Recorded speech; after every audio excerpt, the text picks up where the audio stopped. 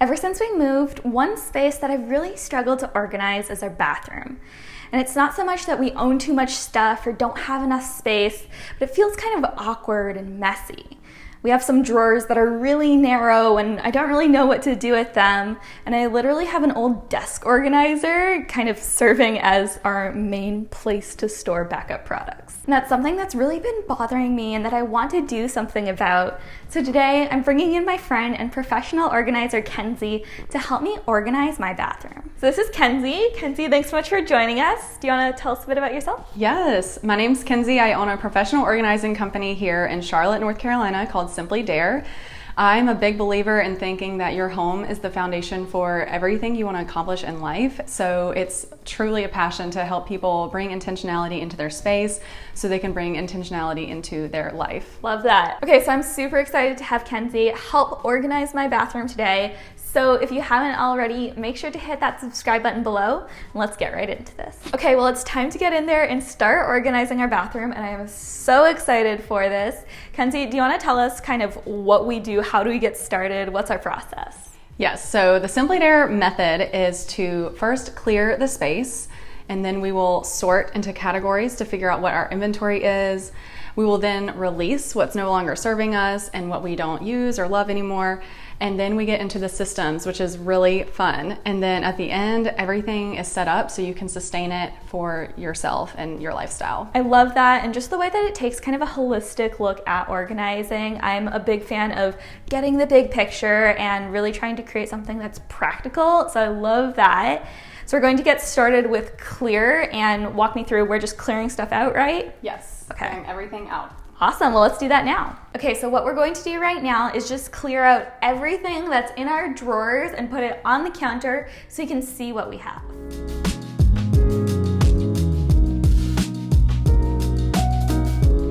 Okay, so Kenzie, as we're kind of clearing everything out and emptying out our drawers, what are some kind of tips that we should keep in mind? So one of the biggest tips I have for any organizing project is to make sure you're accurately planning the timing it's going to take and that you know exactly where your staging area is going to be while you're clearing everything out.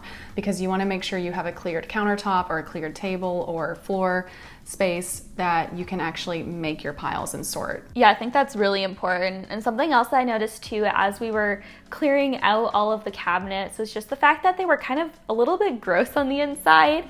So definitely don't forget to wipe down your cabinets and your drawers as you're clearing everything out. That way you're just putting everything into a clean, refreshed space.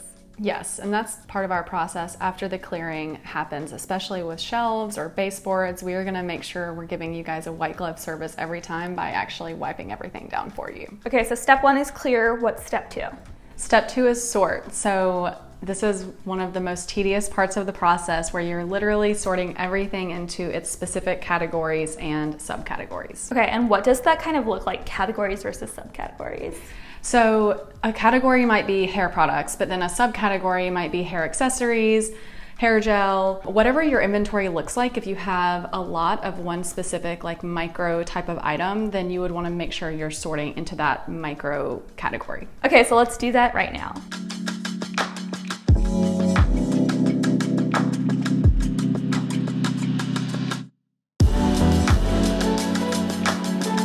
Okay, so for sorting, what are some things that we should really keep in mind? So the biggest thing with sorting is to not get too bogged down in the details. It's so easy to get overwhelmed during this part of the process because you really are taking a look at everything in your space. So thinking about your macro categories first and just start making those piles, and then you can get into the micro organization later. I love that, just kind of starting really general. What about in situations though where you might have more stuff and you just have a lot of products? So when you have a lot of inventory, I really like using sorting bins. That really helps keep things contained and neat as you're sorting, and even using temporary labels if you have a lot of stuff you're going through, like in a garage, for example. You might want to use some blue painter's tape or Post-its to temporarily label those piles so you're on the same page and not getting confused, and especially if you have someone helping you out.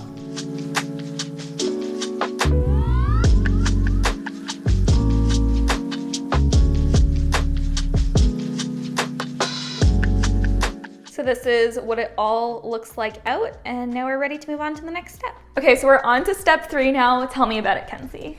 Step 3 is release. So that's where you're really doing the full-on editing of everything you have to determine what you use, what you need, and what you love. Decluttering, it sounds familiar. I think I got that one. Yeah, I think we're good here. That being said, it's still really important that we continue to reevaluate the things in our lives, especially with things like bathroom products where, we use them on an ongoing basis and they're designed to serve a practical purpose. So we want to make sure, are we still using them? Do we love them? And so we do still want to edit, even if you have a fairly limited or, a not huge collection of items.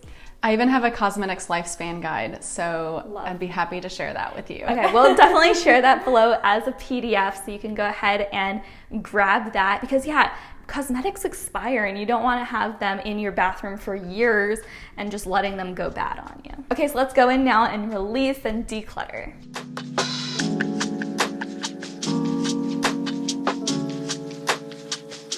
So decluttering, what as a professional organizer is your number one tip for decluttering? Definitely be ruthless in this editing process. So be honest with yourself. If you are holding on to things that you have used before and you still love, but it has been years or months since you've used that item, it's probably something that should be tossed, because bathrooms are prime real estate. So you want to be strategic on what you're actually keeping in there. Yeah, I am a huge believer that bathrooms are very functional spaces. They're meant to be practical. And so if you're keeping things in them that you're not actually using, really, what's the point? I'm a big believer in your bathroom being a serene, calm environment. So when it's decluttered and you have the organization there, it really helps support that goal. Okay, so now we're moving on to step number 4. Kenzie, tell us all about it. So step number 4 is all about systems and space planning. So after we know exactly what's staying in the space, we can accurately see, okay, how do we want to use this space? What do we need to maximize? What's the flow of the space? How is our lifestyle being supported by how everything is set up? So this is where it gets truly custom and unique based on the individual. And I love this, because this is literally where things get practical. Because it's one thing to have a space that looks organized and it looks pretty. And don't get me wrong, I love that. But at the same time, you want to make sure that the space that you have is functional to your needs, and that's what it's not right now.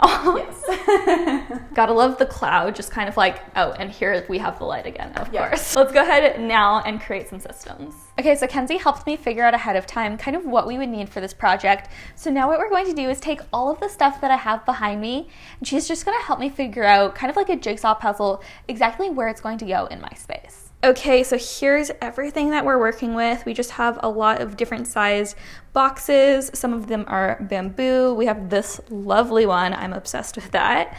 Some wood boxes, and then this plastic one is going to store cleaning supplies. So we're just going to go through now and give everything a home.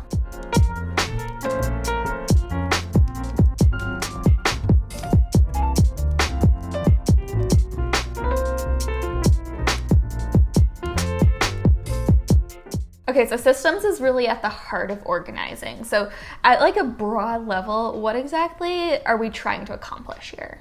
The biggest thing to keep in mind when you're thinking about systems is what your lifestyle is like and how your habits and routines play into where your items are stored in your space, and also considering the space that you're working with, right? So even if you do want more storage or if you need less storage, it's really about understanding the space you're working with and your inventory and what you need to store there, and making sure you're not only putting things that you're using a lot easily accessible, but in the place that makes the most logical sense. That's so good. I feel like sometimes I can be tempted to consider form over function, but when it comes to organizing, you're absolutely right. It has to be practical first. And I'm curious, in your experience, what is one of the biggest mistakes that you see people make when organizing? One of the biggest mistakes people make is going to the Container Store or going to their favorite store, wherever it is, and just buying all the bins, all the totes, all the dividers, everything they think that they need before actually going through the process of clearing out, sorting, and decluttering. There's no way of knowing what you need until you've gone through that process. I think that's so true, and it sounds like a really easy way to simplify the process. Okay, so Kenzie, you're a professional organizer. You literally organize things for a living. So I've got to hear, what are some of your like pro tips and the things that you really think make a huge difference when it comes to organizing a bathroom? In a bathroom, you have drawers, and one of the best things you can do to create some containment and separation within your drawers is to get drawer dividers. And one thing to keep in mind when you're getting drawer dividers is understanding that those might shift around as you're opening and closing your drawers. So there is this wonderful product called Museum Putty that you can purchase on Amazon, and you can put it underneath your drawer dividers and it makes everything stay right in place. That's so cool, and there's literally nothing that frustrates me more than when you just have like organization boxes that slide around every time you try to open a drawer. Oh yeah, it would be wonderful if the drawer dividers fit perfectly into every single drawer, but you know, we have all different types of drawer sizes, so there's sometimes some extra space to, you know, work with, and having that Museum Putty can really help. So let's talk products, because I know that's what a lot of people think about when organizing comes to mind. What are some of your favorite organization products? So in a bathroom specifically, the drawer dividers are great, like we had already mentioned, but then also containing everything into stacked drawers or stacked bins. Love using gold bin clips, which we've used here in your space. Labels are the key to maintaining well.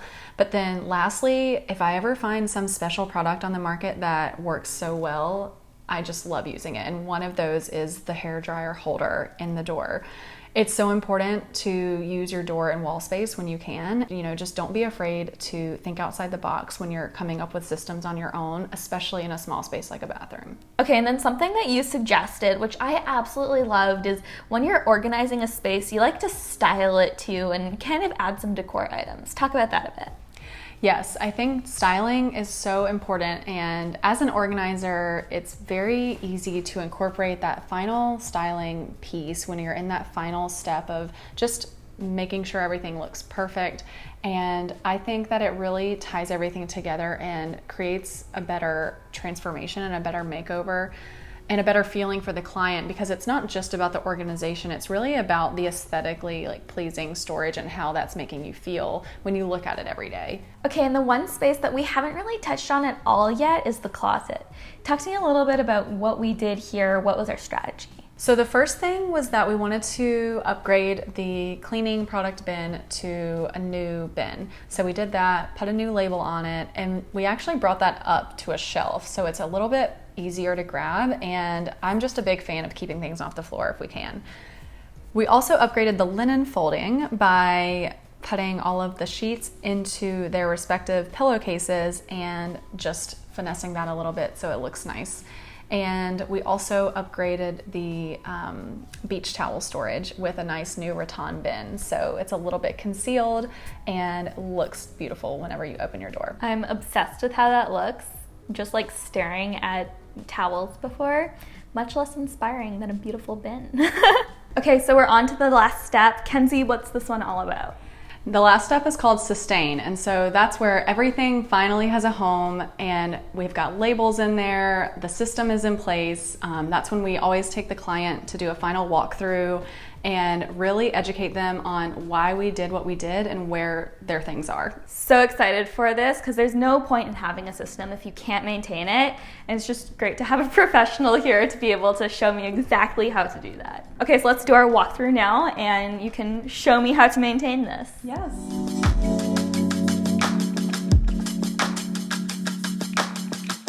So this step is going to be pretty unique to everyone, but in talking to Kenzie, one of the biggest things that she mentioned was making sure that not only you understand the organization system, but that everyone who's going to be involved in maintaining it is also aware and on board with the systems that have been put in place. And so literally right after Kenzie left, I walked through our new organization system with Christopher to make sure that both of us could keep each other accountable in maintaining it.